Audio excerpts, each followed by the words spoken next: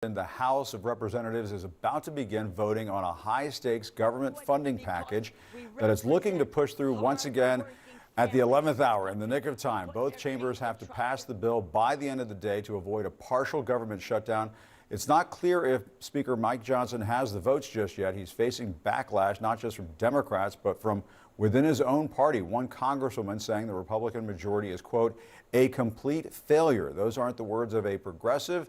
They're from none other than Marjorie Taylor Greene. She says she is done with this Speaker of the House. But the big question hanging over Washington right now is, can the legislation make it through the Senate in its sausage-making process before the midnight deadline? CNN Chief Congressional Correspondent Manu Raju is up on Capitol Hill for us. Manu, what's the latest? Yeah, look, this bill is expected to pass according to top Republicans, but not without some pain, particularly coming from the right. The far right of the House Republican Conference is absolutely furious at their leadership for cutting this deal. Remember, this deal is about 6 months after the fiscal year actually began, and they had approved short-term extension after short-term extension, ultimately keeping the government open, kicking the can down the road. That first short-term extension led to the ouster of Kevin McCarthy after a revolt from the right flank. Now, Speaker Mike Johnson, the new speaker, had to cut a deal with Chuck Schumer, the majority leader in the Senate, and the White House to fund the rest of the federal government to the end of this year. And that is what a number of Republicans on the right are concerned about. They believe this deal did not go far enough and cut spending and the process. This bill was unveiled yesterday morning at 3 a.m. It's going to have to pass today in order to avoid a government shutdown by midnight tonight. And they say there's simply not been enough time to review this 1,000-page bill. And that is one warning from one member in particular, Marjorie Taylor Greene of Georgia, who suggests that perhaps this could be an effort to try to oust Speaker Mike Johnson because of the way he has handled this. And she just took to the House floor, also raising major concerns about this bill. Madam Speaker, it is the will of our voters, and it is the will of Republicans across the country that this bill should not be brought to the floor, that this bill will absolutely destroy our majority, and will tell every single one of our voters that this majority is a failure. And she has not ruled out actually moving with a motion to vacate. Remember, only one member, that all it takes is one member to actually call for a vote to seek the ouster of a speaker. And Marjorie Taylor Greene has been clear. She's simply said, stay tuned when she's been asked about this. So that's one pressure point to watch here, Jim. But even as we see this internal GOP divide play out, the question about funding the government, we do expect that question to be answered here in a matter of moments. We do expect it to pass the House with Democratic support. It will require 2/3 majority to get there.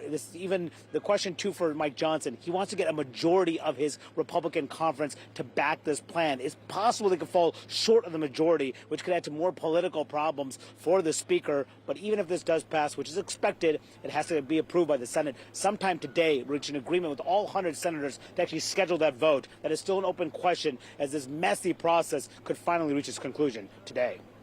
Jim. Yeah, messiness is the new normal, and we'll have to see if Marjorie Taylor Greene, it sounds like she might have some sway over some of these members who are nervous about all of this, and we'll keep an eye on all the voting. Manu, please keep us posted. If we need to bring you back in with the latest, we will certainly do that. Manu Raju up on Capitol Hill. Thanks so much.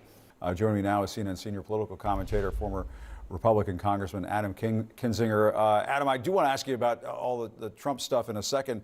We are watching this vote in the House right now to avert a government shutdown.